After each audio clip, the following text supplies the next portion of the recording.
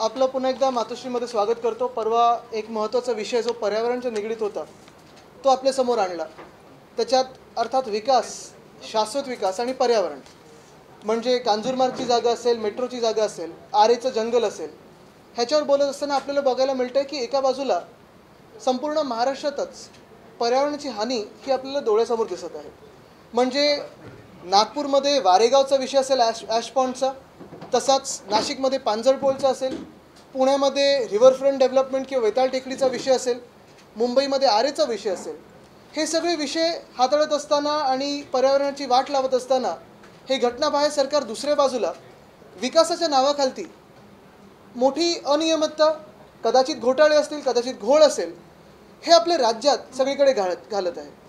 एक पाहिलं असेल आपण, गेले 1 वर्ष कुठेही महानगरपालिका अस्तित्वात नसताना किंवा तिथे जनतेचे प्रतिनिधी नसताना, कुठचेही नगरसेवक नसताना, कुठचीही कमिटी नसताना अनेक वेगळ्या कामांवर आम्ही बोलत आलो। मग कधी आम्ही हाऊसमध्ये म्हणजे विधानभवनात बोलत आलो, कधी पत्रकार परिषदेमध्ये बोलत आलेलो आहे।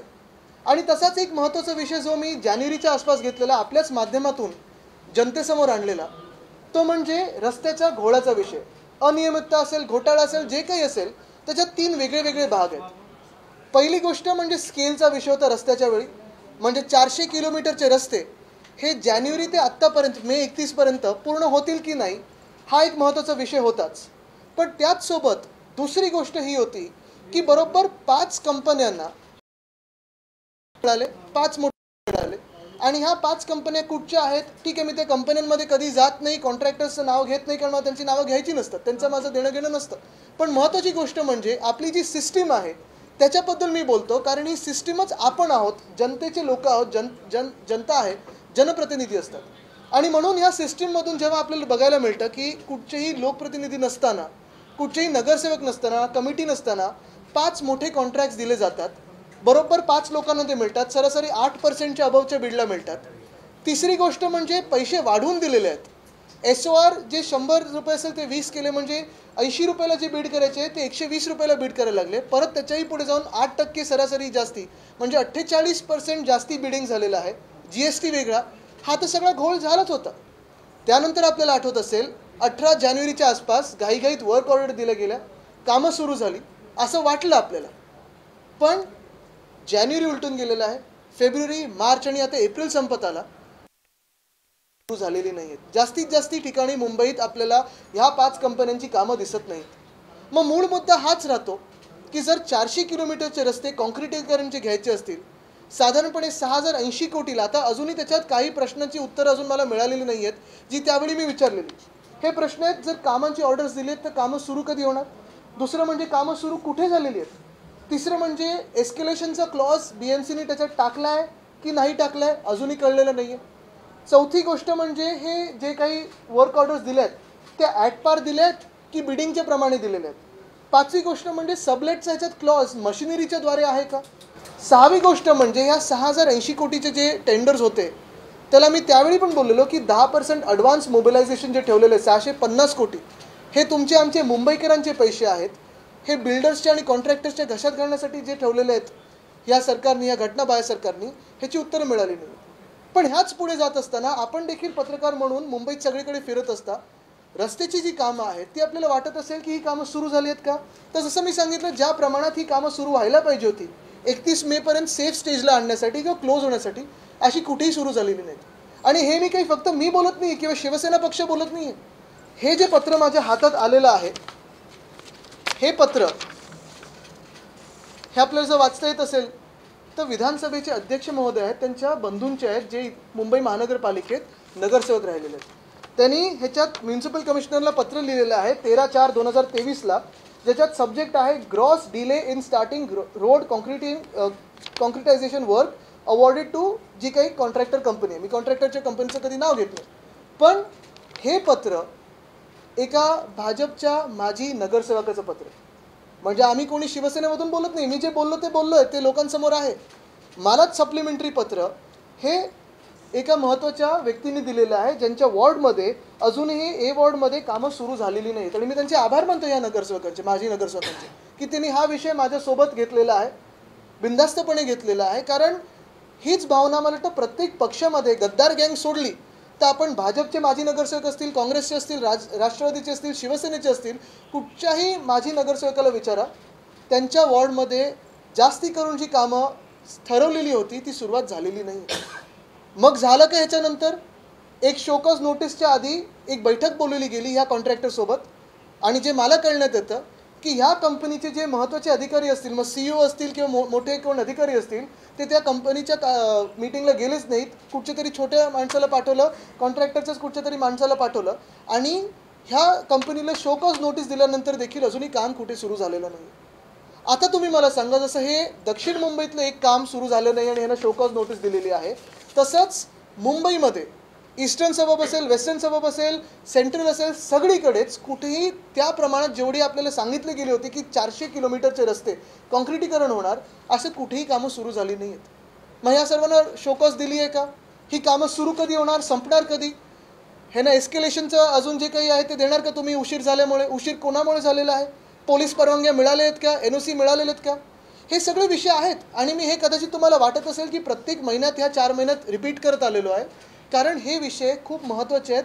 आपल्या सामान्य मुंबईकराच्या जीवनात प्रत्येक दिवशीचा विषय तो म्हणजे रस्ता. पण काल जो मी एक लोकांसमोर भीतीदायक प्रकार आणलेला आहे, तुमच्यासमोर आणलेला आहे, मी ट्विट केलेलं. अशीच एक साईट व्हिजिट चाललेली माझी, काही रस्त्यांची पाहणी करत होतो, माझ्या मतदारसंघातले रस्ते त्याची पाहणी करत होतो. आणि ती पाहणी करत असताना मला हे आढळून आलं की रस्त्याची कामं जी आहेत, ब्रिजेसची कामं जी आहेत, आता मुंबईत गोखले ब्रिजचं काम सुरू आहे, आमच्या डिलाय रोडचं काम चालू आहे, अनेक वेगळे ब्रिजेसची कामं सुरू आहेत, रस्त्यांची कामं मोठ्या संख्येत सुरू झालीत असं आपल्याला भास केला जातो, पण कुठेही सुरू झाली नाहीत. ही कामं गेले 2 आठवडे बंद आहेत. का? तर जे माझ्या कानावर आलं आणि जे काल माझ्या ट्विटरच्या उत्तरांमध्ये जर तुम्ही लोकांनी बघितलं असेल, उत्तरं दिलेली आहेत, असं आम्हाला समजवण्यात येत आहे, सांगितलं जात आहे की सगळ्या ज्या क्वारी आहेत, सगळे जे क्रशर्स आहेत, त्यांना MPCB नोटिसा मारलेल्या आहेत, अनेक वेगळ्या संस्थांनी नोटीस मारलेल्या आहेत आणि कामं बंद ठेवलेली आहेत. ही कामं का बंद ठेवलेली आहेत? तर हे माझ्या ऐकण्यात आलेलं आहे की कुठच्या तरी एका कंपनीला ही सगळी जी रेती असते, जी खडी असते, ज्याला आपण ॲग्रिगेट बोलतो, ज्याला आपण ग्रॅव्हल बोलतो, जी आपल्या रस्त्याच्या कामासाठी, बिल्डिंग कन्स्ट्रक्शनच्या कामासाठी असेल, जी ब्रिजेसच्या कामासाठी असेल, जी गरजेची असते, मूलभूत हे एक इन्ग्रेडियंट आहे त्याचं, ते खडी तुम्ही एकाच कंपनीला विकायची, तीच कंपनी सगळ्याच दुसऱ्या कॉन्ट्रॅक्टरना विकणार. ह्यामुळे दुष्परिणाम असे झालेले आहेत, 2 आठवडे सगळ्या रस्त्याची, ब्रिजेसची, कन्स्ट्रक्शनची कामं ही थांबलेली आहेत. काही बिल्डर्स इकडून तिकडून जे मागू शकतात ते मागवतात, त्यांचे हात पोचलेत दुसरीकडे. पण जे आपले रस्त्याची कामं आहेत, मुंबईतली असतील, ठाण्यातली असतील, इतर शहरांमधली असतील, आता एक एक माझ्या समोर यायला लागलेत, ती कामं ठप्प पडलेली आहेत. ॲग्रिगेट मिळत नाही आहे, ग्रॅव्हल मिळत नाही आहे. म्हणजे 2 आठवड्यांनी ही कामं आता ह्याला उशीर झालेला आहे. आज एप्रिल हा संपायला आला आहे, पुढच्या 10 दिवसात एप्रिल संपेल, मेचा महिना लागेल. 31 मेपर्यंत सगळी जी कामं असतात, रस्त्याची असतील, पुलांची असतील कामं, ही क्लोज किंवा सेफ स्टेजपर्यंत आणणं हे गरजेचं असतं. हे वर्षानुवर्ष मी पाहिलेलं आहे. पण हे न होता कदाचित ह्या कामांना आता उशीर होईल. जसं डिलाय रोडचं आज मी कुठेतरी वाचलं की 1 आठवड्यात की 2 आठवड्यात हे काम सुरू होणार. पण खरी परिस्थिती अशी आहे की मे 31च्या पुढे हे काम जाणार आहे. सुपरस्ट्रक्चर कदाचित बनेल, पण जे वरती एक लेअरिंग असतं, ॲस्फॉल्ट मॅस्टिकचं असेल, इतर असेल, हे लेअरिंग पावसाळ्यानंतर किंवा पावसाळ्यात जेव्हा आपल्याला मुभा मिळेल तेव्हा आपण करू शकू, पण पावसाळ्याच्या आधी होऊ शकत नाही. का? तर हा जो काही एक मध्यंतरी एक मोठी कंपनी लावली, बरं ही कंपनी कोणाची आहे, कुठची आहे, काय आहे? मी अनेक वेगळे म्हणजे हे काही नवीन टॅक्स लागला आहे का? कारण तुम्ही विचार करा, जी रेती आपल्याला, जी खडी आपल्याला साधारणपणे 300 रुपये पर टन मिळत होती, आता 400 ते 650 रुपये पर टन ह्या अंदाजात मिळायला लागले. म्हणजे हा काही नवीन वेगळा टॅक्स आहे का? आपल्या देशात GST, आपल्या देशात वेगळे पण जणू काही वेगळं स्वतःचं स्वराज्य असावं, असा हा वेगळा काही टॅक्स लागला आहे का? हा विषय.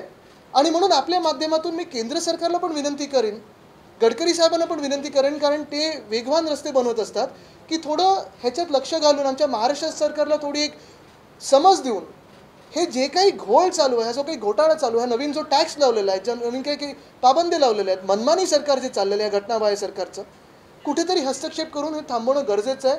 नाहीतर लोकांना खूप मोठा त्रास ह्या पावसाळ्यात सहन करायला लागणार आहे. एकतर जसं मी सांगितलं, उशीर तर होणारच आहे. दुसरं म्हणजे सगळ्याच रस्त्यांसाठी आणि पुलांसाठी जी काही एस्टिमेटेड कॉस्ट आहे ती वाढवली जाणार आहे. एस्केलेशन खूप मोठ्या संख्येने होणार आहे. आणि मग हे ज्यावेळी पत्रकार परिषद घेऊन मी सांगितलेलं की 8% अबवनी हे सगळे रस्त्याची कॉन्ट्रॅक्ट्स दिली आहेत, जेव्हा BMCने सांगितलेलं आम्ही ॲट पार देऊ, ते ॲटपार देत आहे की एस्केलेशन आहे तो एक मोठा विषय. पण हे ॲटपारमधून ह्या कॉन्ट्रॅक्टर्सचे जे पैसे किंवा ह्या सरकारचे घोटाळ्याचे जे पैसे वाचत होते ते आता ह्या माध्यमात तुम्ही घेत आहेत का, हा एक विषय राहतो. आणि म्हणून माझे ह्या घटनाबाह्य मुख्यमंत्र्यांना थेट सवाल आहे की CM म्हणजे करप्ट मॅनच असंच घेऊन चालायचं का आपण. कारण हे सगळी खाती ही तुमच्याकडेच आहेत, जिथे जिथे घोळ होते तिथे. तुम्ही विचार करा, पहिले तर पर्यावरणाच्या ज्या नोटिसा दिलेल्या आहेत ते MPCB आणि एन्व्हायरमेंट मला वाटतं मुख्यमंत्र्यांकडे. दुसरं रस्त्यांसाठी किंवा बिल्डिंग कन्स्ट्रक्शनसाठी, म्हणजे आपण बोलतोय बिल्डर कॉन्ट्रॅक्टर सरकार आहे, पण ह्यांचे जे मित्र आहेत तेवढ्यांचंच बिल्डर कॉन्ट्रॅक्टर सरकार आहे. इतर जे रस्त्यांची कामं करत असतील किंवा कोणी लोकांसाठी घरं बनवत असेल त्यांच्या कामांना जेव्हा उशीर होतो किंवा त्यांची किमती वाढवल्या जातात तिथे आपण बघताय जो त्रास त्यांना सहन करायला लागणार ते देखील नगरविकास खात्याकडेच येतं. आणि म्हणून मी आज ठामपणे ही भूमिका मांडत आहे की हा जो काही एका हलक्या आवाजात हळू आवाजात विषय माझ्यापर्यंत पोचलेला कोणी कॉन्ट्रॅक्टर कोणी ऑफिसर लिहून द्यायला तयार नाही आहे, त्या विषयावर ह्या घटनाबाह्य मुख्यमंत्र्यांनी पत्रकार परिषद घेऊन व्हाईट पेपर काढावा की आपल्या राज्यात कुठच्या शहरांमध्ये असे 2 आठवडे ही कामं बंद आहेत किंवा उशीर झालेला आहे, हळू चाललेले आहेत, ठप्प झालेले आहेत. हे खड्यांचं नक्की घोळ काय आहे, हे नक्की स्वतःचं राज्य स्वराज्य असल्यासारखं एक वेगळा टॅक्स किंवा कंपनी ह्याच कंपनीला द्या, ही डिमांड काय आहे, ही खरी आहे की खोटी आहे. कारण ही मला काही त्यांच्या पण आजूबाजूच्या लोकांकडून ही माहिती आली की त्यांचेच काही ठराविक निकटवर्गीय आहेत जे हे फोन करून सांगतात की असं झालं पाहिजे. हे खरं आहे की खोटं आहे हे त्यांनी सांगणं गरजेचं आहे. कारण आज बघा तुम्ही महाराष्ट्रात एका बाजूला असं मी सांगितलं पर्यावरणाची हानी होते, दुसऱ्या बाजूला विकासाचं एक स्वप्न दाखवलं जात आहे. पण विकास चाललाय की भ्रष्टाचार चाललाय. आणि म्हणून भाजपला देखील माझा सवाल आहे की देशभरात निवडणुका लढत असताना भाजप एका भ्रष्टाचार विरोधी प्लॅंकवर आत्तापर्यंत प्रचार करत आलेली आहे. मग नक्की महाराष्ट्रावरच एवढा का राग आहे तुमचा की पर्यावरण तर तुम्ही संपून टाकताय आमच्या राज्याचं, उद्योग तुम्ही दुसऱ्या राज्यात पळवताय, पण एक असं सरकार आमच्या डोक्यावर बसवलेलं आहे जे प्रत्येक गोष्टीमध्ये घोटाळे किंवा घोळ घालत आहे. एकसुद्धा त्यांच्या हातून चांगली गोष्ट होत नाही आहे. अशा सरकारला त्यांचा एवढा पाठिंबा का आहे, नक्की राग कोणावर आहे, महाराष्ट्रावर आहे, आमच्यावर आहे, कशासाठी एवढा राग आहे की तुम्ही एवढ्या एका सरकारला ज्याच्याकडून काही काम होत नाही आहे, उद्योग बाहेर पळवले जातात आणि एवढे मोठे घोटाळे होतात त्यांना असा पाठिंबा दिलेला आहे.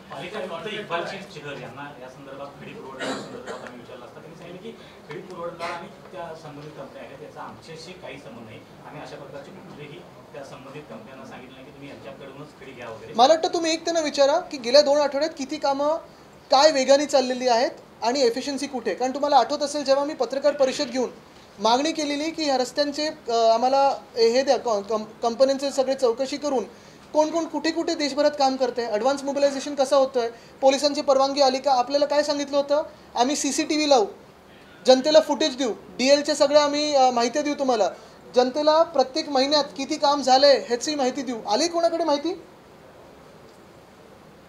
कंपनी प्रेशराइज करते हैं ते CM चे जवळचे आता आपण म्हणताय CM त्यांना वळल्यासारखे आहेत का.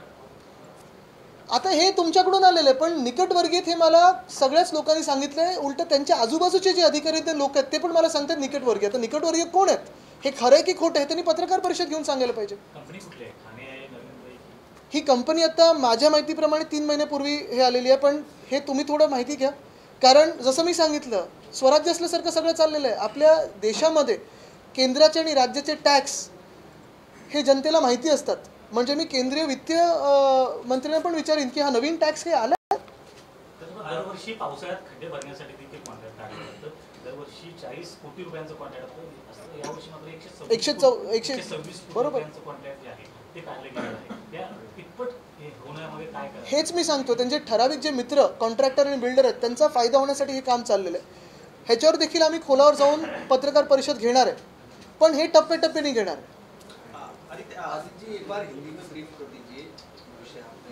हिंदी में भी बहुत ब्रीफ करने को है, लेकिन संक्षिप्त में अगर बात करनी हो तो यही बात है कि कल मैं जब अपने वार्ड में राउंड्स पे था, जब मैं देखता हूँ कि काम कैसे चल रहे हैं, उसकी प्रोग्रेस क्या हुई है, तब एक बड़ी घटना मेरे सामने आई कि मुंबई में सारे जो रास्तों के काम हैं या ब्रिजेस के काम हैं वो पिछले 2 हफ्तों से स्लो डाउन हुए या बंद हुए हैं.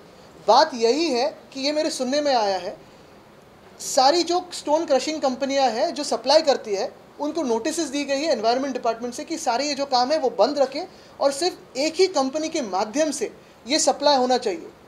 इसका नतीजा ये हुआ है कि सारे मुंबई के जो काम है या शायद MMR के काम हो, शायद अन्य शहरों में भी हो, क्योंकि कहीं भी लोक प्रतिनिधि नहीं है, तो ये बातें काफ़ी धीरे अपने सामने आती है। लेकिन यही बात है कि नतीजा ऐसे हुआ है कि जो कीमतें थी लगभग 300 रुपये प्रति टन था, वो कीमत अभी 600 रुपये प्रति टन तक गए हैं। 2 हफ्तों का डिले हुआ है, विलम्ब हुआ है। और सारे जो रोड्स के काम है, ब्रिजेस के काम है, जो शायद मानसून के पहले ख़त्म होना चाहिए, सेफ स्टेज तक तो आने चाहिए, वो सारे अभी कुछ हो गए नहीं। दो सवाल की बात की आपने, श्वेत पत्रिका की मांग की है, जांच व्हाइट पेपर की। एक काले सरकार से श्वेत पत्रिका मांगना, ये मुझे लगता है कि कितने उचित हो। लेकिन यही बात है कि इसमें जो सारे डिपार्टमेंट्स हैं वो स्वयं एक इलीगल CM के हैं। CM यानी चीफ मिनिस्टर, या जैसे अभी महाराष्ट्र में हुआ है CM यानी करप्ट मैन। इसमें अगर उनको ठीक से जानना होगा, जनता को ये जो बात है लोगों के सामने लानी होगी। और यही बात मैं कहता हूँ कि CM ने, इलीगल CM ने पत्रकार परिषद ले और आपके जो सवाल है, मेरे जो सवाल है, उसके उचित जवाब दे। आदित्य, इस पूरे घोटाले का जिसका जिक्र कर रहे हैं, खुलकर तो नहीं करा, आपने पहली बार मुद्दा उठाया, इसे लॉजिकल एंड तक ले जाने के लिए क्या आप संबंधित विभाग में शिकायत दायर करेंगे? आपकी पार्टी की तरफ से कोई इनिशिएटिव लिया जाए? अन्यथा नहीं तो सिर्फ प्रेस कॉन्फ्रेंस तक बात आगे नहीं। बात यही है कि मैंने जब जनवरी से अभी तक बात ये छेड़ी है, अगर आप देखें तो BMC ने जो अबव के बिड्स थे वो एट पार देने के तय किए थे, अभी तक रोड कॉन्ट्रैक्ट्स दिए नहीं हैं। हम पूरी नज़र रखे हुए हैं, शायद कोर्ट में भी जाएंगे। लेकिन बात यही होती है कि अगर सरकार से मांग करें, एक तो सरकार इलीगल है, खुद को क्लीन चिट दे देती है, कोई भी इन्वेस्टिगेशन होता नहीं है, तो शायद हम कोर्ट का रास्ता अपना ले, तो भी इस सरकार में एक थोड़ी शर्म हो, तो ये सारे कॉन्ट्रैक्ट्स पे बात होनी ज़रूरी है। शर्म नहीं होगी तो ठीक है, फिर लीगल रास्ते हम अपनाएंगे। आप लगातार 5 कंपनियों का जिक्र करते हैं, कंपनियां थाने लिस्ट है या उनके साथ? नहीं, देखिए, ये जो कंपनीज है, मैंने हर बार कहा है कि कंपनी का अधिकार होता है कि कोई भी बिड हो उसमें जाके जीते बिड, फेयर बिड हो, न्यूट्रल बिड हो, जीतने का उनको अधिकार है। वो देश भर में काम करते हैं, इसलिए मैं कभी भी कंपनियों के बारे में नहीं बात करता, मैं सिस्टम के बारे में बात करता हूँ। मेरा जो आक्षेप है ये सिस्टम पे है। कितना % ठेका दिया जा रहा है? ये उनसे पूछे, वो पत्रकार परिषद तो ले, जैसे मैं आपके सामने बैठा हूँ, वो लेने की हिम्मत करें। आपने कहा कि कुछ अपने करीबियों और बिल्डरों को फायदा पहुंचाने के लिए जो गड्ढा भरने के लिए 40 करोड़ का टिमना कर दिया गया, फायदा पहुंचा, कौन लोग हैं किसको फायदा पहुंचाना और कौन फायदा? अभी जो खोखे वाले हैं, जो जनता को धोखे देते हैं, उन्हीं का फायदा हो रहा है। एक मे रोजी तुमच्या नेतृत्वामध्ये संयोजनाखाली महाविकास आघाडी नेतृत्व बाकीचं वेगळं आहे, मी नुसतं संयोजन आणि आम्ही सगळी टीम म्हणून करतो। तर एक मे रोजी जी सभा होणार आहे DTC मध्ये, त्या सभेला राष्ट्रवादी काँग्रेसचे नेते अजित पवार असतील अशी खात्री वाटते? मला वाटतं आज आपण पाहत असाल, हा विषय खूप महत्त्वाचा आहे। रस्त्यांचा विषय, आम्ही राजकीय वर्तुळात ज्या काही भाषणं करत असतो तेही जनतेचे आवाज घेत असतो, तिथे पण मी हाच विषय घेणार आहे। पण ह्याच्यासाठी वेगळी पत्रकार परिषद जी काय आयोजक म्हणून आम्हाला घ्यायची असते, महाविकास आघाडी म्हणून घेऊ।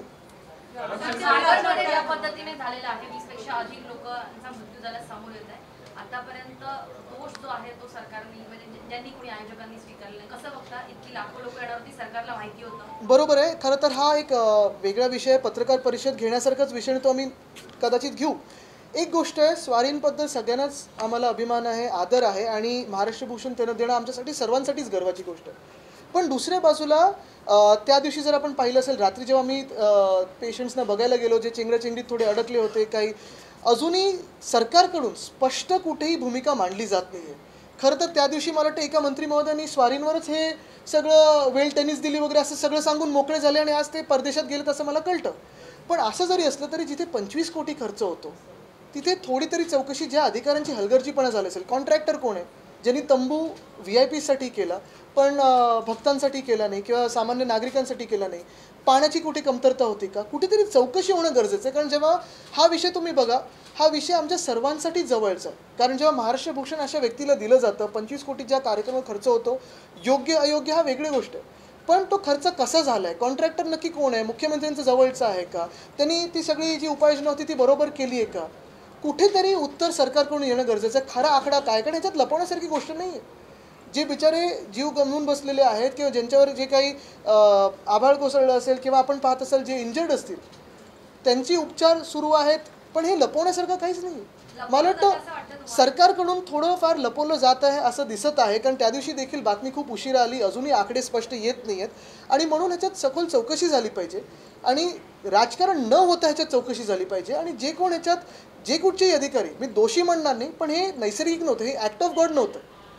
हे मिसप्लॅनिंगमुळे होतं. वेळ चुकीची असेल, ही वेळ नक्की कोणी दिली, त्या दिवशी तर यांनी ढकलून मोकळे झाले, जे स्वारीवरच ढकलले. हे चुकीचं आहे, हे योग्य नाही आहे महाराष्ट्रामध्ये. ज्यांना तुम्ही सन्मानित करताय असं मला वाटतं हे चुकीचं आहे आणि थोडी चौकशी होणं गरजेचं आहे.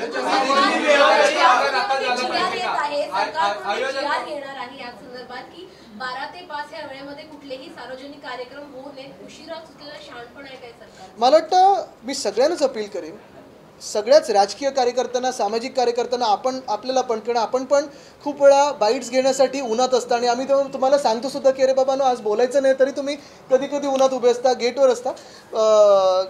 मंत्रालय असेल, सह्याद्री असेल, कार्यक्रम असेल, स्वतःची काळजी घेणं गरजेचं आहे. एक विषय खूप महत्त्वाचा आहे पर्यावरणाचा, जो मी सतत बोलत आलो आहे. उष्णता वाढत चाललेली आहे, पाणी पिणं गरजेचं आहे, टोपी घालणं गरजेचं आहे, मोर्चे काढू नका ह्या वेळेत. थोडी स्वतःची काळजी घेऊन जनतेची काळजी घेणं गरजेचं आहे. उंदरांची संख्या वाढल्याचं पाहायला मिळते. 40 अनेक फाईल्स आणि अनेक जे कागदपत्र आहेत त्यांचे चाळण होताना पाहायला मिळते. तुम्ही देखील मंत्रालयात काम केलेले, किती गंभीर विषय खरं? नाही, एक आहे त्याच्यावर सगळ्यांवर मी वेगळा विषय आहे. आज महत्त्वाचा विषय हाच आहे की रस्त्यांचा जो विषय आहे मी सतत लावून धरलेला आहे, कारण हा विषय जनतेसाठी महत्त्वाचा आहे. आत्तापर्यंत 25 वर्षात आपण पाहिलं असेल, मुंबईत जेव्हा शिवसेना सत्तेवर होती तेव्हा रस्त्याची कामं असतील, इतर कुठची कामं असतील, इव्हन 90,000 कोटीचं जे आपण फिक्स डिपॉझिट करू शकलो ते आपल्या सगळ्या लोकांच्या पेन्शनसाठी असेल, इतर काही गोष्टींसाठी असेल, प्रोजेक्टसाठी असेल. ही रिझर्व्ह फिक्स डिपॉझिट तोडण्याचं काम होतं आहे. मुंबईला अक्षरशः पिळून काढण्याचं काम होतं आणि मुंबईला दिल्लीसमोर झुकवण्याचं काम होतं. आत्तापर्यंत आपल्याला 1 रुपयासाठी देखील कधी दिल्लीसमोर किंवा राज्य सरकारसमोर झुकायला लागलं नाही. ही शिवसेनेने मोर्चे बांधी मुंबईच्या आपल्या BMCची केलेली. आता आपण पाहताय की मुंबईला झुकवण्याचं काम आणि मुंबईला वीक करण्याचं काम चाललेलं है.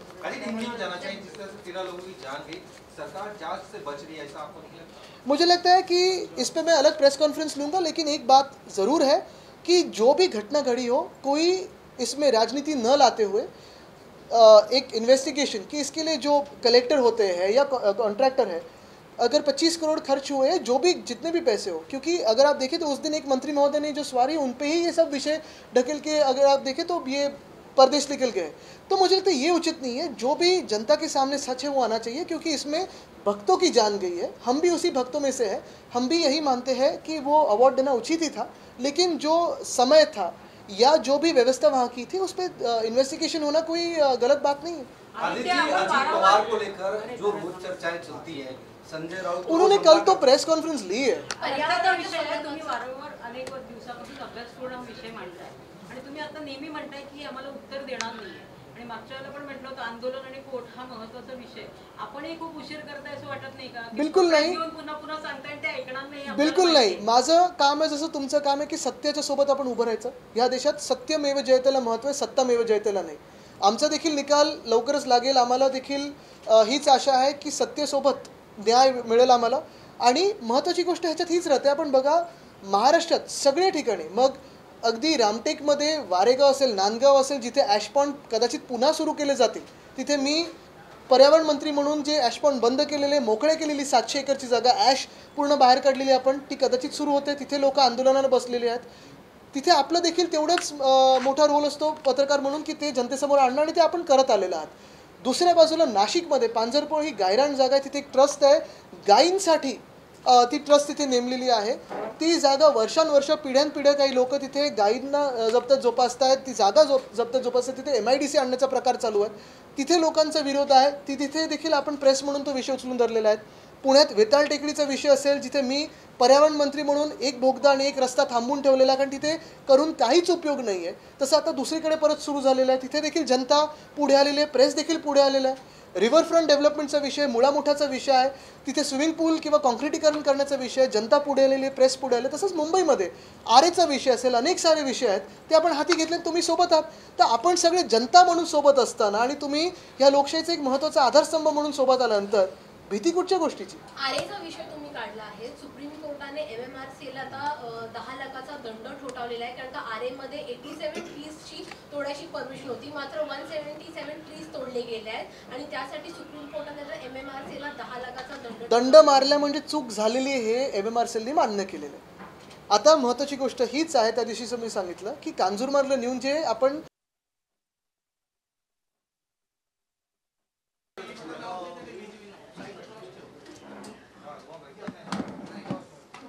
या अनिलजी त्यांना खुर्ची बोल खुर्च्या नक्कीच ऐका सर खुर्ची करूया सुरुवात. आपलं पुन्हा एकदा मातोश्रीमध्ये स्वागत करतो. परवा एक महत्त्वाचा विषय जो पर्यावरणाच्या निगडीत होता तो आपल्यासमोर आणला. त्याच्यात अर्थात विकास, शाश्वत विकास आणि पर्यावरण म्हणजे कांजूरमार्गची जागा असेल, मेट्रोची जागा असेल, आरेचं जंगल असेल, ह्याच्यावर बोलत असताना आपल्याला बघायला मिळतं की एका बाजूला संपूर्ण महाराष्ट्रातच पर्यावरणाची हानी ही आपल्याला डोळ्यासमोर दिसत आहे. म्हणजे नागपूरमध्ये वारेगावचा विषय असेल ॲश पॉइंटचा, तसाच नाशिकमध्ये पांजरपोळचा असेल, पुण्यामध्ये रिव्हरफ्रंट डेव्हलपमेंट किंवा वेताळ टेकडीचा विषय असेल, मुंबईमध्ये आरेचा विषय असेल. हे सगळे विषय हाताळत असताना आणि पर्यावरणाची वाट लावत असताना हे घटनाबाह्य सरकार दुसऱ्या बाजूला विकासाच्या नावाखालती मोठी अनियमितता, कदाचित घोटाळे असतील, कदाचित घोळ असेल, हे आपल्या राज्यात सगळीकडे घालत आहे. एक पाहिलं असेल आपण, गेले 1 वर्ष कुठेही महानगरपालिका अस्तित्वात नसताना किंवा तिथे जनतेचे प्रतिनिधी नसताना, कुठचेही नगरसेवक नसताना, कुठचीही कमिटी नसताना अनेक वेगळ्या कामांवर आम्ही बोलत आलो. मग कधी आम्ही हाऊसमध्ये म्हणजे विधानभवनात बोलत आलो, कधी पत्रकार परिषदमध्ये बोलत आलेलो आहे. आणि तसाच एक महत्त्वाचा विषय जो मी जानेवारीच्या आसपास घेतलेला, आपल्याच माध्यमातून जनतेसमोर आणलेला, तो म्हणजे रस्त्याच्या घोळाचा विषय. अनियमितता असेल, घोटाळा असेल, जे काही असेल, त्याच्यात 3 वेगळे भाग आहेत. पहिली गोष्ट म्हणजे स्केलचा विषय होता रस्त्याच्या वेळी. म्हणजे 400 किलोमीटरचे रस्ते हे जानेवारी ते आत्तापर्यंत मे 31 पर्यंत पूर्ण होतील की नाही, हा एक महत्त्वाचा विषय होताच. पण त्याचसोबत दुसरी गोष्ट ही होती की बरोबर 5 कंपन्यांना 5 कॉन्ट्रॅक्ट मिळाले, 5 मोठे बिड्स मिळाले. आणि ह्या 5 कंपन्या कुठच्या आहेत, ठीक आहे, मी त्या कंपन्यांमध्ये कधी जात नाही, कॉन्ट्रॅक्टर्सचं नाव घेत नाही, कारण मला त्यांची नावं घ्यायची नसतात, त्यांचं माझं देणं घेणं नसतं. पण महत्त्वाची गोष्ट म्हणजे आपली जी सिस्टीम आहे त्याच्याबद्दल मी बोलतो, कारण ही सिस्टीमच आपण आहोत, जनतेचे लोक आहोत, जनता आहे, जनप्रतिनिधी असतात. आणि म्हणून या सिस्टीममधून जेव्हा आपल्याला बघायला मिळतं की कुठचेही लोकप्रतिनिधी नसताना, कुठचेही नगरसेवक नसताना, कमिटी नसताना 5 मोठे कॉन्ट्रॅक्ट्स दिले जातात, बरोबर 5 लोकांना ते मिळतात, सरासरी 8%च्या अबावच्या बिडला मिळतात. तिसरी गोष्ट म्हणजे पैसे वाढवून दिलेले आहेत. SOR जे 100 रुपये असेल ते 20 केले, म्हणजे 80 रुपयाला जे बीड करायचे ते 120 रुपयाला बीड करायला लागले. परत त्याच्याही पुढे जाऊन 8% सरासरी जास्ती, म्हणजे 48% जास्ती बिडिंग झालेलं आहे. GST वेगळा, हा तर सगळा घोळ झालाच होता. त्यानंतर आपल्याला आठवत असेल 18 जानेवारीच्या आसपास घाईघाईत वर्क ऑर्डर दिल्या गेल्या, कामं सुरू झाली असं वाटलं आपल्याला. पण जानेवारी उलटून गेलेलं आहे, फेब्रुवारी, मार्च आणि आता एप्रिल संपत आला, पण ही कामं कुठेही सुरू झालेली नाही आहेत. जास्तीत जास्त ठिकाणी मुंबईत आपल्याला ह्या 5 कंपन्यांची कामं दिसत नाही.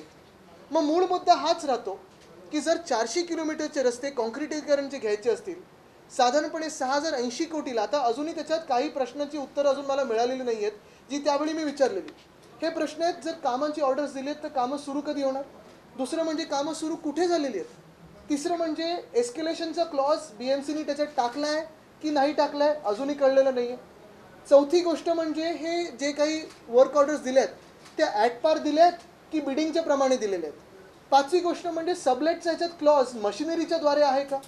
6वी गोष्ट म्हणजे ह्या 6080 कोटीचे जे टेंडर्स होते त्याला मी त्यावेळी पण बोललेलो की 10% ॲडव्हान्स मोबिलायझेशन जे ठेवलेले 650 कोटी, हे तुमचे आमचे मुंबईकरांचे पैसे आहेत.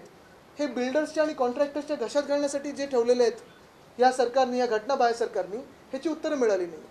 पण ह्याच पुढे जात असताना आपण देखील पत्रकार म्हणून मुंबईत सगळीकडे फिरत असता रस्त्याची जी कामं आहेत ती आपल्याला वाटत असेल की ही कामं सुरू झाली आहेत का, तर जसं मी सांगितलं ज्या प्रमाणात ही कामं सुरू व्हायला पाहिजे होती 31 मेपर्यंत सेफ स्टेजला आणण्यासाठी किंवा क्लोज होण्यासाठी, अशी कुठेही सुरू झालेली नाहीत. आणि हे मी काही फक्त मी बोलत नाही किंवा शिवसेना पक्ष बोलत नाही आहे. हे जे पत्र माझ्या हातात आलेलं आहे, हे पत्र हे आपल्याला जर वाचता येत असेल तर विधानसभेचे अध्यक्ष महोदय आहेत, त्यांच्या बंधूंचे आहेत जे मुंबई महानगरपालिकेत नगरसेवक राहिलेले आहेत. त्यांनी ह्याच्यात म्युन्सिपल कमिशनरला पत्र लिहिलेलं आहे 13/4/2023ला, ज्याच्यात सब्जेक्ट आहे gross delay in starting road concretization work awarded to जी काही कॉन्ट्रॅक्टर कंपनी आहे. मी कॉन्ट्रॅक्टरच्या कंपनीचं कधी नाव घेत नाही, पण हे पत्र एका भाजपच्या माजी नगरसेवकाचं पत्र. म्हणजे आम्ही कोणी शिवसेनेमधून बोलत नाही, मी जे बोललो ते बोललो आहे, ते लोकांसमोर आहे.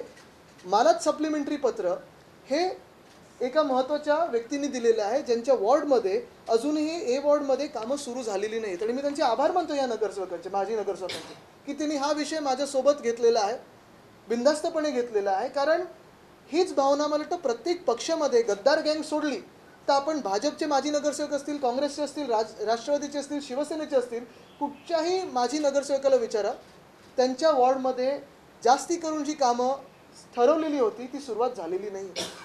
मग झालं का ह्याच्यानंतर एक शोकॉज नोटीसच्या आधी एक बैठक बोलवली गेली ह्या कॉन्ट्रॅक्टरसोबत.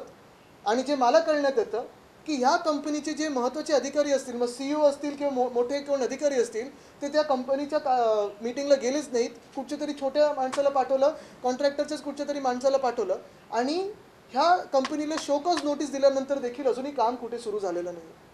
आता तुम्ही मला सांगा, जसं हे दक्षिण मुंबईतलं एक काम सुरू झालं नाही आणि यांना शोकॉज नोटीस दिलेली आहे, तसंच मुंबईमध्ये ईस्टर्न सबब असेल, वेस्टर्न सबब असेल, सेंट्रल असेल, सगळीकडेच कुठेही त्या प्रमाणात जेवढी आपल्याला सांगितली गेली होती की 400 किलोमीटरचे रस्ते कॉन्क्रिटीकरण होणार, असं कुठेही कामं सुरू झाली नाही. मग ह्या सर्वांना शोकॉज दिली आहे का? ही कामं सुरू कधी होणार, संपणार कधी? ह्यांना एस्केलेशनचं अजून जे काही आहे ते देणार का तुम्ही? उशीर झाल्यामुळे, उशीर कोणामुळे झालेला आहे? पोलीस परवानग्या मिळाल्या आहेत का? NOC मिळालेले आहेत का? हे सगळे विषय आहेत. आणि मी हे कदाचित तुम्हाला वाटत असेल की प्रत्येक महिन्यात ह्या 4 महिन्यात रिपीट करत आलेलो आहे, कारण हे विषय खूप महत्त्वाचे आहेत आपल्या सामान्य मुंबईकराच्या जीवनात. प्रत्येक दिवशीचा विषय तो म्हणजे रस्ता. पण काल जो मी एक लोकांसमोर भीतीदायक प्रकार आणलेला आहे, तुमच्यासमोर आणलेला आहे, मी ट्विट केलेलं. अशीच एक साईट व्हिजिट चाललेली माझी, काही रस्त्यांची पाहणी करत होतो, माझ्या मतदारसंघातले रस्ते त्याची पाहणी करत होतो. आणि ती पाहणी करत असताना मला हे आढळून आलं की रस्त्याची कामं जी आहेत, ब्रिजेसची कामं जी आहेत, आता मुंबईत गोखले ब्रिजचं काम सुरू आहे, आमच्या डिलाय रोडचं काम चालू आहे, अनेक वेगळे ब्रिजेसची कामं सुरू आहेत, रस्त्यांची कामं मोठ्या संख्येत सुरू झालीत असं आपल्याला भास केला जातो, पण कुठेही सुरू झाली नाहीत. ही कामं गेले 2 आठवडे बंद आहेत. का? तर जे माझ्या कानावर आलं आणि जे काल माझ्या ट्विटरच्या उत्तरांमध्ये जर तुम्ही लोकांनी बघितलं असेल, उत्तरं दिलेली आहेत, असं आम्हाला समजवण्यात येत आहे, सांगितलं जात आहे की सगळ्या ज्या क्वारी आहेत, सगळे जे क्रशर्स आहेत, त्यांना MPCB कडून नोटिसा मारलेल्या आहेत, अनेक वेगळ्या संस्थांनी नोटीस मारलेल्या आहेत आणि कामं बंद ठेवलेली आहेत. ही कामं का बंद ठेवलेली आहेत? तर हे माझ्या ऐकण्यात आलेलं आहे की कुठच्या तरी एका कंपनीला ही सगळी जी रेती असते, जी खडी असते, ज्याला आपण ॲग्रिगेट बोलतो, ज्याला आपण ग्रॅव्हल बोलतो, जी आपल्या रस्त्याच्या कामासाठी, बिल्डिंग कन्स्ट्रक्शनच्या कामासाठी असेल, जी ब्रिजेसच्या कामासाठी असेल, जी गरजेची असते, मूलभूत हे एक इन्ग्रेडियंट आहे त्याचं, ते खडी तुम्ही एकाच कंपनीला विकायची, तीच कंपनी सगळ्याच दुसऱ्या कॉन्ट्रॅक्टरना विकणार. ह्यामुळे दुष्परिणाम असे झालेले आहेत, 2 आठवडे सगळ्या रस्त्याची, ब्रिजेसची, कन्स्ट्रक्शनची कामं ही थांबलेली आहेत. काही बिल्डर्स इकडून तिकडून जे मागू शकतात ते मागवतात, त्यांचे हात पोचलेत दुसरीकडे. पण जे आपले रस्त्याची कामं आहेत, मुंबईतली असतील, ठाण्यातली असतील, इतर शहरांमधली असतील, आता एक माझ्या समोर यायला लागलेत, ती कामं ठप्प पडलेली आहेत. ॲग्रिगेट मिळत नाही आहे, ग्रॅव्हल मिळत नाही आहे. म्हणजे 2 आठवड्यांनी ही कामं आता ह्याला उशीर झालेला आहे. आज एप्रिल हा संपायला आला आहे, पुढच्या 10 दिवसात एप्रिल संपेल, मेचा महिना लागेल. 31 मेपर्यंत सगळी जी कामं असतात, रस्त्याची असतील, पुलांची असतील कामं, ही क्लोज किंवा सेफ स्टेजपर्यंत आणणं हे गरजेचं असतं. हे वर्षानुवर्ष मी पाहिलेलं आहे. पण हे न होता कदाचित ह्या कामांना आता उशीर होईल. जसं डिलाय रोडचं आज मी कुठेतरी वाचलं की 1 आठवड्यात की 2 आठवड्यात हे काम सुरू होणार. पण खरी परिस्थिती अशी आहे की मे 31च्या पुढे हे काम जाणार आहे. सुपरस्ट्रक्चर कदाचित बनेल, पण जे वरती एक लेअरिंग असतं, ॲस्फॉल्ट मॅस्टिकचं असेल, इतर असेल, हे लेअरिंग पावसाळ्यानंतर किंवा पावसाळ्यात जेव्हा आपल्याला मुभा मिळेल तेव्हा आपण करू शकू, पण पावसाळ्याच्या आधी होऊ शकत नाही. का? तर हा जो काही एक मध्यंतरी एक मोठी कंपनी लावली, बरं ही कंपनी कोणाची आहे, कुठची आहे, काय आहे? मी अनेक वेगळे म्हणजे हे काही नवीन टॅक्स लागला आहे का? कारण तुम्ही विचार करा, जी रेती आपल्याला, जी खडी आपल्याला साधारणपणे 300 रुपये पर टन मिळत होती, आता 400 ते 650 रुपये पर टन ह्या अंदाजात मिळायला लागली. म्हणजे हा काही नवीन वेगळा टॅक्स आहे का? आपल्या देशात GST, आपल्या देशात वेगळे पण जणू काही वेगळं स्वतःचं स्वराज्य असावं, असा हा वेगळा काही टॅक्स लागला आहे का? हा विषय. आणि म्हणून आपल्या माध्यमातून मी केंद्र सरकारला पण विनंती करेन, गडकरी साहेबांना पण विनंती करेन, कारण ते वेगवान रस्ते बनवत असतात, की थोडं ह्याच्यात लक्ष घालून आमच्या महाराष्ट्र सरकारला थोडी एक समज देऊन हे जे काही घोळ चालू आहे, जो काही घोटाळा चालू आहे, नवीन जो टॅक्स लावलेला आहे, ज्या नवीन काही पाबंदी लावलेल्या आहेत, मनमानी सरकार जे चाललेलं आहे, घटनाबाह्य सरकारचं, कुठेतरी हस्तक्षेप करून हे थांबवणं गरजेचं आहे. नाहीतर लोकांना खूप मोठा त्रास ह्या पावसाळ्यात सहन करायला लागणार आहे. एकतर जसं मी सांगितलं उशीर तर होणारच आहे. दुसरं म्हणजे सगळ्याच रस्त्यांसाठी आणि पुलांसाठी जी काही एस्टिमेटेड कॉस्ट आहे ती वाढवली जाणार आहे. एस्केलेशन खूप मोठ्या संख्येने होणार आहे. आणि मग हे जे ज्यावेळी पत्रकार परिषद घेऊन मी सांगितलेलं की 8% अबवनी हे सगळे रस्त्याची कॉन्ट्रॅक्ट्स दिली आहेत, जेव्हा BMCने सांगितलेलं आम्ही ॲट पार देऊ, ते ॲट पार देत आहे की एस्केलेशन आहे तो एक मोठा विषय. पण हे ॲट पारमधून ह्या कॉन्ट्रॅक्टर्सचे जे पैसे किंवा ह्या सरकारचे घोटाळ्याचे जे पैसे वाचत होते ते आता ह्या माध्यमातून तुम्ही घेत आहेत का, हा एक विषय राहतो. आणि म्हणून माझे ह्या घटनाबाह्य मुख्यमंत्र्यांना थेट सवाल आहे की CM म्हणजे करप्ट मॅनच असंच घेऊन चालायचं का आपण? कारण हे सगळी खाती ही तुमच्याकडेच आहेत, जिथे जिथे घोळ होते तिथे. तुम्ही विचार करा, पहिलं तर पर्यावरणाच्या जे नोटिसा दिलेल्या आहेत ते MPCB आणि एन्व्हायरमेंट मला वाटतं मुख्यमंत्र्यांकडे. दुसरं रस्त्यांसाठी किंवा बिल्डिंग कन्स्ट्रक्शनसाठी, म्हणजे आपण बोलतोय बिल्डर कॉन्ट्रॅक्टर सरकार आहे, पण ह्यांचे जे मित्र आहेत तेवढ्यांचंच बिल्डर कॉन्ट्रॅक्टर सरकार आहे. इतर जे रस्त्यांची कामं करत असतील किंवा कोणी लोकांसाठी घरं बनवत असेल त्यांच्या कामांना जेव्हा उशीर होतो किंवा त्यांची किमती वाढवल्या जातात तिथे आपण बघताय जो त्रास त्यांना सहन करायला लागणार ते देखील नगरविकास खात्याकडेच येतं. आणि म्हणून मी आज ठामपणे ही भूमिका मांडत आहे की हा जो काही एका हलक्या आवाजात हळू आवाजात विषय माझ्यापर्यंत पोचलेला, कोणी कॉन्ट्रॅक्टर कोणी ऑफिसर लिहून द्यायला तयार नाही आहे, त्या विषयावर ह्या घटनाबाह्य मुख्यमंत्र्यांनी पत्रकार परिषद घेऊन व्हाईट पेपर काढावा की आपल्या राज्यात कुठच्या शहरांमध्ये असे 2 आठवडे ही कामं बंद आहेत किंवा उशीर झालेला आहे, हळू चाललेले आहेत, ठप्प झालेले आहेत. हे खड्यांचं नक्की घोळ काय आहे, हे नक्की स्वतःचं राज्य स्वराज्य असल्यासारखं एक वेगळा टॅक्स किंवा कंपनी ह्याच कंपनीला द्या, ही डिमांड काय आहे, ही खरी आहे की खोटी आहे? कारण ही मला काही त्यांच्या पण आजूबाजूच्या लोकांकडून ही माहिती आली की त्यांचेच काही ठराविक निकटवर्गीय आहेत जे हे फोन करून सांगतात की असं असं झालं पाहिजे. हे खरं आहे की खोटं आहे हे त्यांनी सांगणं गरजेचं आहे. कारण आज बघा तुम्ही महाराष्ट्रात एका बाजूला असं मी सांगितलं पर्यावरणाची हानी होते, दुसऱ्या बाजूला विकासाचं एक स्वप्न दाखवलं जात आहे. पण विकास चालला आहे की भ्रष्टाचार चालला आहे? आणि म्हणून भाजपला देखील माझा सवाल आहे की देशभरात निवडणुका लढत असताना भाजप एका भ्रष्टाचार विरोधी प्लॅंकवर आत्तापर्यंत प्रचार करत आलेली आहे. मग नक्की महाराष्ट्रावरच एवढा का राग आहे तुमचा की पर्यावरण तर तुम्ही संपून टाकते आमच्या राज्याचं, उद्योग तुम्ही दुसऱ्या राज्यात पळवताय, पण एक असं सरकार आमच्या डोक्यावर बसवलेलं आहे जे प्रत्येक गोष्टीमध्ये घोटाळे किंवा घोळ घालत आहे. एकसुद्धा त्यांच्या हातून चांगली गोष्ट होत नाही आहे. अशा सरकारला त्यांचा एवढा पाठिंबा का आहे? नक्की राग कोणावर आहे? महाराष्ट्रावर आहे, आमच्यावर आहे? कशासाठी एवढा राग आहे की तुम्ही एवढ्या एका सरकारला ज्याच्याकडून काही काम होत नाही आहे, उद्योग बाहेर पळवले जातात आणि एवढे मोठे घोटाळे होतात त्यांना असा पाठिंबा दिलेला आहे? इक्बाल सिंह चिखल यांना या संदर्भात खडी पुरवठादार आम्ही विचारलं असता त्यांनी सांगितलं की खडी पुरवठादार आणि त्या संबंधित कंपन्या आहेत याचा आमच्याशी काही संबंध नाही आणि अशा प्रकारची कुठलीही त्या संबंधित कंपन्यांना सांगितलं की तुम्ही यांच्याकडूनच खडी घ्या वगैरे. मला वाटतं तुम्ही एक त्यांना विचारा की गेल्या 2 आठवड्यात किती कामं काय वेगाने चाललेली आहेत आणि एफिशियन्सी कुठे. कारण तुम्हाला आठवत असेल जेव्हा मी पत्रकार परिषद घेऊन मागणी केलेली की ह्या रस्त्यांचे आम्हाला हे द्या, कंपन्यांचे सगळे चौकशी करून कोण कोण कुठे कुठे देशभरात काम करते, ॲडव्हान्स मोबिलायझेशन कसा होतोय, पोलिसांची परवानगी आली का, आपल्याला काय सांगितलं होतं आम्ही CCTV लावू, जनतेला फुटेज देऊ, DLचं सगळं आम्ही माहिती देऊ, तुम्हाला जनतेला प्रत्येक महिन्यात किती काम झालंय ह्याची माहिती देऊ. आली कोणाकडे माहिती? कंपनी प्रेशराइज करते ते CMच्या जवळची आता आपण म्हणताय CM त्यांना वळल्यासारखे आहेत का?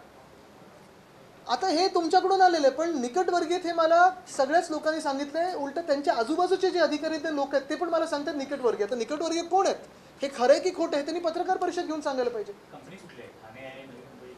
ही कंपनी आता माझ्या माहितीप्रमाणे 3 महिन्यापूर्वी हे आलेली आहे. पण हे तुम्ही थोडं माहिती घ्या, कारण जसं मी सांगितलं स्वराज्य असल्यासारखं सगळं चाललेलं आहे. आपल्या देशामध्ये केंद्राचे आणि राज्याचे टॅक्स हे जनतेला माहिती असतात. म्हणजे मी केंद्रीय वित्तीय मंत्र्यांना पण विचारीन की हा नवीन टॅक्स काही आलाय का? दरवर्षी पावसाळ्यात खड्डे भरण्यासाठी देखील कॉन्ट्रॅक्ट काढलं जातं. दरवर्षी 40 कोटी रुपयांचं कॉन्ट्रॅक्ट असतं. यावर्षी मात्र 126 कोटी रुपयांचं कॉन्ट्रॅक्ट जे आहे ते काढले गेले आहे. त्या कितपत होण्यामध्ये काय करायचं हेच मी सांगतो. त्यांचे ठराविक जे मित्र कॉन्ट्रॅक्टर आणि बिल्डर आहेत त्यांचा फायदा होण्यासाठी हे काम चाललेलं आहे. ह्याच्यावर देखील आम्ही खोलावर जाऊन पत्रकार परिषद घेणार आहे, पण हे टप्प्याटप्प्याने घेणार आहे. हिंदी में भी बहुत ब्रीफ करने को है, लेकिन संक्षिप्त में अगर बात करनी हो तो यही बात है कि कल मैं जब अपने वार्ड में राउंड्स पे था, जब मैं देखता हूँ कि काम कैसे चल रहे हैं, उसकी प्रोग्रेस क्या हुई है, तब एक बड़ी घटना मेरे सामने आई कि मुंबई में सारे जो रास्तों के काम हैं या ब्रिजेस के काम हैं वो पिछले 2 हफ्तों से स्लो डाउन हुए हैं या बंद हुए हैं. बात यही है कि ये मेरे सुनने में आया है, सारी जो स्टोन क्रशिंग कंपनियां हैं जो सप्लाई करती है उनको नोटिस दी गई है एनवायरनमेंट डिपार्टमेंट से कि सारे ये जो काम है वो बंद रखें और सिर्फ एक ही कंपनी के माध्यम से ये सप्लाई होना चाहिए।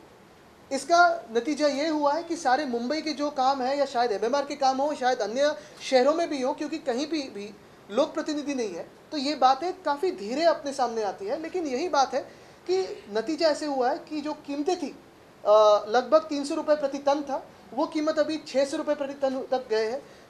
2 हफ्तों का डिले हुआ है, विलम्ब हुआ है। और सारे जो रोड्स के काम है, ब्रिजेस के काम है, जो शायद मानसून के पहले ख़त्म होना चाहिए, सेफ स्टेज तक तो आने चाहिए, वो सारे अभी कुछ हो गए नहीं। दो सवाल, बात की आपने श्वेत पत्रिका की मांग की है, जांच व्हाइट पेपर की। एक काले सरकार से श्वेत पत्रिका मांगना ये मुझे लगता है कि कितनी उचित हो, लेकिन यही बात है कि इसमें जो सारे डिपार्टमेंट्स हैं वो स्वयं एक इलीगल सीएम के हैं। सीएम यानी चीफ मिनिस्टर, या जैसे अभी महाराष्ट्र में हुआ सीएम यानी करप्ट मैन। इसमें अगर उनको ठीक से जानना होगा, जनता को ये जो बात है लोगों के सामने लानी होगी। और यही बात मैं कहता हूँ कि सीएम ने, इलीगल सीएम ने पत्रकार परिषद ले और आपके जो सवाल है, मेरे जो सवाल है, उसके उचित जवाब दे। इस पूरे घोटाले का जिसका जिक्र कर रहे हैं, कोई खुलकर तो नहीं कह रहा, आपने पहली बार मुद्दा उठाया, इसे लॉजिकल एंड तक ले जाने के लिए क्या आप संबंधित विभाग में शिकायत दायर करेंगे, आपकी पार्टी की तरफ से कोई इनिशिएटिव लिया जाए, अन्यथा नहीं तो सिर्फ प्रेस कॉन्फ्रेंस तक बात आगे? नहीं, बात यही है कि मैंने जब जनवरी से अभी तक बात ये छेड़ी है। अगर आप देखें तो बीएमसी ने जो अबव के बिड्स थे वो एट पर देने के तय किए थे, अभी तक रोड कॉन्ट्रैक्ट्स दिए नहीं हैं। हम पूरी नज़र रखे हुए हैं, शायद कोर्ट में भी जाएंगे। लेकिन बात यही होती है कि अगर सरकार से मांग करें, एक तो सरकार इलीगल है, खुद को क्लीन चिट दे देती है, कोई भी इन्वेस्टिगेशन होता नहीं है, तो शायद हम कोर्ट का रास्ता अपना ले, तो भी इस सरकार में एक थोड़ी शर्म हो तो ये सारे कॉन्ट्रैक्ट्स पे बात होनी ज़रूरी है। शर्म नहीं होगी तो ठीक है, फिर लीगल रास्ते हम अपनाएंगे। आप लगातार 5 कंपनियों का जिक्र करते हैं, कंपनियां थाने बेस्ड है या उनके साथ? नहीं, देखिए, ये जो कंपनीज है, मैंने हर बार कहा है कि कंपनी का अधिकार होता है कि कोई भी बिड हो उसमें जाके जीते बिड, फेयर बिड हो, न्यूट्रल बिड हो, जीतने का उनको अधिकार है। वो देश भर में काम करते हैं, इसलिए मैं कभी भी कंपनियों के बारे में नहीं बात करता, मैं सिस्टम के बारे में बात करता हूँ। मेरा जो आक्षेप है ये सिस्टम पे। कितना % ठेका दिया जा रहा है ये उनसे पूछे, वो पत्रकार परिषद तो ले, जैसे मैं आपके सामने बैठा हूँ, वो लेने की हिम्मत करें। आपने कहा कि कुछ अपने करीबियों और बिल्डरों को फायदा पहुंचाने के लिए जो गड्ढा भरने के लिए 40 करोड़ का टिमना कर दिया गया, फायदा पहुंचा, कौन लोग हैं, किसको फायदा पहुंचाना और कौन फायदा पहुंचाना? अभी जो खोके वाले हैं, जो जनता को धोखे देते हैं, उन्हीं का फायदा हो रहा है। नेतृत्व बाकीचं वेगळं आहे, मी नुसतं संयोजन आणि आम्ही सगळे टीम म्हणून करतो।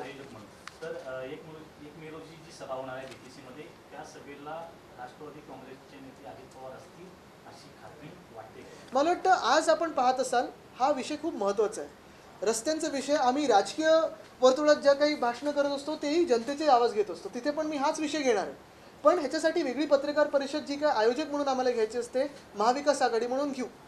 ज्या पद्धतीने झालेला आहे, 20 पेक्षा अधिक लोकांचा मृत्यू झाला समोर येत आहे, आतापर्यंत दोष जो आहे तो सरकारने, म्हणजे ज्यांनी कोणी आयोजकांनी स्वीकारले, कसं बघता? इतकी लाखो लोक येण्यावरती सरकारला माहिती होतं? बरोबर आहे, खरं तर हा एक वेगळा विषय आहे, पत्रकार परिषद घेण्यासारखाच विषय तो आम्ही कदाचित घेऊ।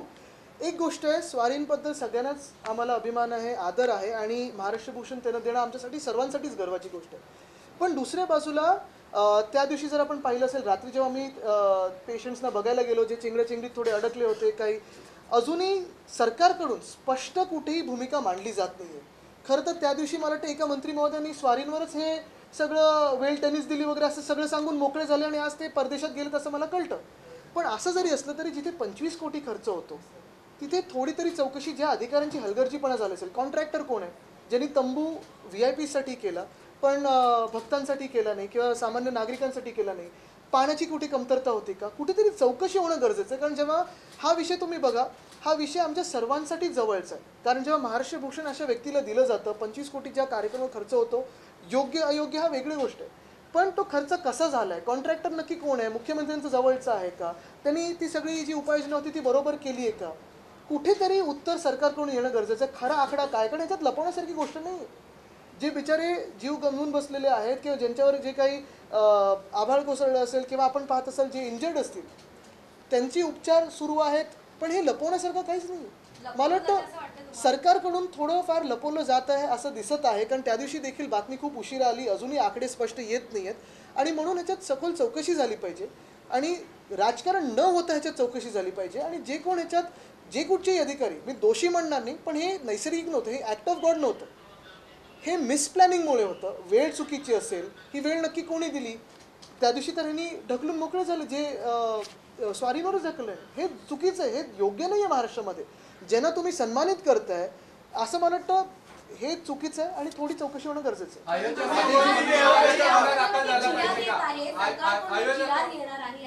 की 12 ते 5 या वेळेमध्ये कुठलेही सार्वजनिक कार्यक्रम होऊ नये, उशिरा चुकीला शहाणपण आहे काय सरकार? मला वाटतं मी सगळ्यांनाच अपील करीन, सगळ्याच राजकीय कार्यकर्त्यांना, सामाजिक कार्यकर्त्यांना, आपल्याला पण, कारण आपण पण खूप वेळा बाईट्स घेण्यासाठी उन्हात असता आणि आम्ही तुम्हाला सांगतो सुद्धा की अरे बाबांनो आज बोलायचं नाही, तरी तुम्ही कधी कधी उन्हात उभे असता, गेटवर असता.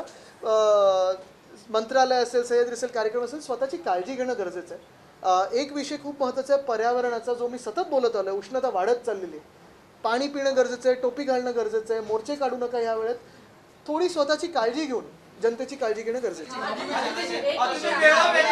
मंत्रालयामध्ये उंदरांची संख्या वाढल्याचं पाहायला मिळतं, अनेक फाईल्स आणि अनेक जे कागदपत्रे त्यांची चाळण होताना पाहायला मिळतं. तुम्ही देखील मंत्रालयात काम केलेलं आहे, किती गंभीर विषय करतो? नाही, एक आहे त्याच्यावर सगळ्यांवर मी वेगळा विषय आहे. आज महत्त्वाचा विषय हाच आहे की रस्त्यांचा जो विषय आहे मी सतत लावून धरलेला आहे, कारण हा विषय जनतेसाठी महत्त्वाचा आहे. आत्तापर्यंत 25 वर्षात आपण पाहिलं असेल, मुंबईत जेव्हा शिवसेना सत्तेवर होती तेव्हा रस्त्याची कामं असतील, इतर कुठची कामं असतील, इव्हन 90,000 कोटीचं जे आपण फिक्स डिपॉझिट करू शकलो ते आपल्या सगळ्या लोकांच्या पेन्शनसाठी असेल, इतर काही गोष्टींसाठी असेल, प्रोजेक्टसाठी असेल, ही रिझर्व्ह फिक्स डिपॉझिट तोडण्याचं काम होतं आहे. मुंबईला अक्षरशः पिळून काढण्याचं काम होतं आणि मुंबईला दिल्लीसमोर झुकवण्याचं काम होतं. आत्तापर्यंत आपल्याला 1 रुपयासाठी देखील कधी दिल्लीसमोर किंवा राज्य सरकारसमोर झुकायला लागलं नाही. ही शिवसेनेने मोर्चे बांधी मुंबईच्या आपल्या BMCची केलेली. आता आपण पाहताय की मुंबईला झुकवण्याचं काम आणि मुंबईला वीक करण्याचं काम चाललेलं है.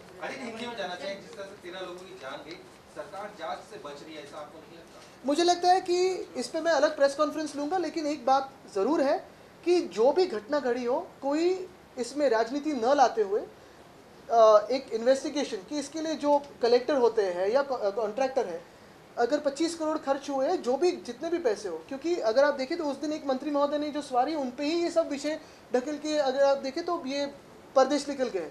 तो मुझे लगता है ये उचित नहीं है. जो भी जनता के सामने सच है वो आना चाहिए, क्योंकि इसमें भक्तों की जान गई है. हम भी उसी भक्तों में से हैं, हम भी यही मानते हैं कि वो अवार्ड देना उचित ही था, लेकिन जो समय था या जो भी व्यवस्था वहाँ की थी उस पर इन्वेस्टिगेशन होना कोई गलत बात नहीं है. अजीत पवार को लेकर जो रोज चर्चाएं चलती हैं, संजय राउत उन्होंने कल तो प्रेस कॉन्फ्रेंस ली है. तुम्ही वारंवार अनेक दिवसापासून अभ्यासपूर्ण विषय मांडताय आणि तुम्ही आता नेहमी म्हणताय की आम्हाला उत्तर देणार नाही, आणि मागच्या वेळेला पण म्हटलं होतं आंदोलन आणि कोर्ट हा महत्त्वाचा विषय. आपणही खूप उशीर करताय असं वाटत नाही का? बिलकुल नाही, पुन्हा पुन्हा सांगताय ते ऐकणार नाही. बिलकुल नाही. माझं काम आहे जसं तुमचं काम आहे की सत्याच्या सोबत आपण उभं राहायचं. या देशात सत्यमेव जयतेला महत्त्व आहे, सत्तामेव जयतेला नाही. आमचा देखील निकाल लवकरच लागेल. आम्हाला देखील हीच आशा आहे की सत्तेसोबत न्याय मिळेल आम्हाला. आणि महत्त्वाची गोष्ट ह्याच्यात हीच राहते, आपण बघा महाराष्ट्रात सगळ्या ठिकाणी, मग अगदी रामटेकमध्ये वारेगाव असेल, नांदगाव असेल, जिथे ॲशपॉन्ड कदाचित पुन्हा सुरू केले जातील, तिथे मी पर्यावरण मंत्री म्हणून जे ॲशपॉन्ड बंद केलेले, मोकळे केलेली 700 एकरची जागा ॲश पूर्ण बाहेर काढलेली आपण, ती कदाचित सुरू होते. तिथे लोक आंदोलनाला बसलेले आहेत. तिथे आपलं देखील तेवढंच मोठा रोल असतो पत्रकार म्हणून की ते जनतेसमोर आणणं, आणि ते आपण करत आलेलं आहात. दुसऱ्या बाजूला नाशिकमध्ये पांजरपोळ ही गायरान जागा, तिथे एक ट्रस्ट आहे गायींसाठी, ती ट्रस्ट तिथे नेमलेली आहे. ती जागा वर्षानुवर्ष पिढ्यानपिढ्या काही लोक तिथे गायींना जपत जोपासतायत, ती जागा जपत जोपासतात. तिथे MIDC आणण्याचा प्रकार चालू आहे, तिथे लोकांचा विरोध आहे. तिथे देखील आपण प्रेस म्हणून तो विषय उचलून धरलेला आहे. पुण्यात वेताळ टेकडीचा विषय असेल, जिथे मी पर्यावरण मंत्री म्हणून एक बोगदा आणि एक रस्ता थांबवून ठेवलेला, कारण तिथे करून काहीच उपयोग नाही आहे. तसं आता दुसरीकडे परत सुरू झालेलं आहे, तिथे देखील जनता पुढे आलेली आहे, प्रेस देखील पुढे आलेला आहे. रिव्हरफ्रंट डेव्हलपमेंटचा विषय मुळामुठाचा विषय आहे, तिथे स्विमिंग पूल किंवा कॉन्क्रिटीकरण करण्याचा विषय, जनता पुढे आलेली, प्रेस पुढे आले. तसंच मुंबईमध्ये आरेचा विषय असेल, अनेक सारे विषय आहेत, ते आपण हाती घेतले, तुम्ही सोबत आहात. तर आपण सगळे जनता म्हणून सोबत असताना आणि तुम्ही ह्या लोकशाहीचा एक महत्त्वाचा आधारस्तंभ म्हणून सोबत आल्यानंतर भीती कुठच्या गोष्टीची? आरेचा विषय तुम्ही काढला आहे. सुप्रीम कोर्टाने MMRCL आता 10 लाखाचा दंड ठोठावलेला आहे कारण का आरेमध्ये 87 ट्रीजची तोडायची परमिशन होती, मात्र 177 ट्रीज तोडले गेले आहेत आणि त्यासाठी सुप्रीम कोर्टाने आता MMRCL ला 10 लाखाचा दंड मारला म्हणजे चूक झालेली हे MMRCL ने मान्य केलेलं आहे. आता महत्त्वाची गोष्ट हीच आहे, त्या दिवशीच मी सांगितलं की कांजूरमार्गला नेऊन जे आपण या महाराष्ट्राचे 10,000 कोटी वाचवले असते, म्हणजे आपण पाहत असाल 2 लाईन 414 हे ठाणे जिल्ह्यात आता ॲक्विजिशन होणार आहे. कोणाच्या जमिनी आहेत, कोणाचे 7 बार आहेत, कोण मध्यस्थी करते ह्याच्यात मला जायचं नाही आहे. पण ते जे काही पैसे असतील वाढवून आता जे मिळतील ते मग कांजूरमार्गच्या जमिनीचे आरेचे, मग 4ही ठिकाणी कन्स्ट्रक्शनची कॉस्ट, मग तिथे मेंटेनन्सची कॉस्ट, ऑपरेशनची कॉस्ट, मॅनपॉवरची कॉस्ट ही एका जागी जर आली असती तर हे वाचवले असते पैसे. पण आज परत एकदा मी आपलं सगळ्यांचं लक्ष हे एकाच ठिकाणी आकर्षित करेन, ते म्हणजे रस्त्याचा जो घोटाळा चाललेला आहे, घोळ चाललेला आहे. आणि ह्याच्यात आज तुम्ही खडी हे नवीन कुठचं एक टॅक्स ह्याच्यावर लागलेलं आहे जेणेकरून किमती वाढलेल्या आहेत, उशीर झालेला आहे. केंद्र सरकारकडे पण मी विनंती करीन की आमच्या महाराष्ट्रामध्ये जे काही घोळ चाललेले आहेत थोडं हस्तक्षेप करून जे रस्त्याचा वेग कदाचित इतर राज्यांमध्ये गडकरीसाहेब वेगवान जे रस्ते बांधत आहेत तसं मुंबईमध्ये देखील हे जे काही घोळ चाललं आहे तो त्यांनी सोडवावा. धन्यवाद.